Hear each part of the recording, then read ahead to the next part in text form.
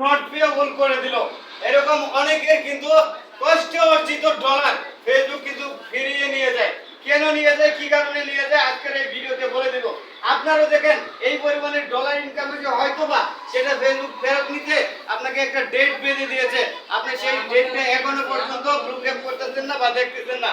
যদি আপনার এরকম হয়ে থাকে এখনই চেক করে আসুন আপনার পে আউটের ভিতরে। আপনি চলে যাবেন প্রফেশনাল ড্যাশবোর্ডের সাইডে দেখবেন ইনসাইড আছে, শেয়ার আছে, তারপরে দেখবেন একটা আছে মনিটাইজেশন আছে। ওই মনিটাইজেশন টুলসে ক্লিক করবেন। মনিটাইজেশন টুলসে ক্লিক করলে দেখবেন যে আপনার মনিটাইজেশনের পে আউট অপশনে একটা ডেট অপশন দিয়ে দিতে। যদি এরকম কোনো ডেট দিয়ে থাকে তাহলে আপনি ওই ডেট ওভার হওয়ার আগে পে আউট সেটআপটা করে ফেলবেন। যদি পে আউট সেটআপটা করে ফেলেন তাহলে আপনার এই ডলারগুলো কেটে নেওয়ার কোনো প্রকার সম্ভাবনা নাই।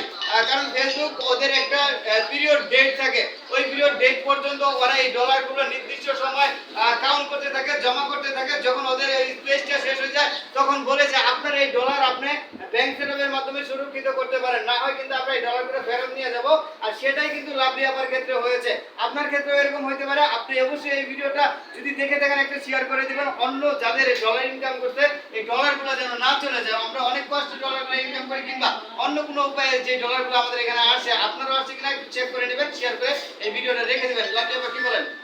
হ্যাঁ, একটু সবাই একটু শেয়ার করে দিবেন। আসলে খুব কষ্ট করেছি।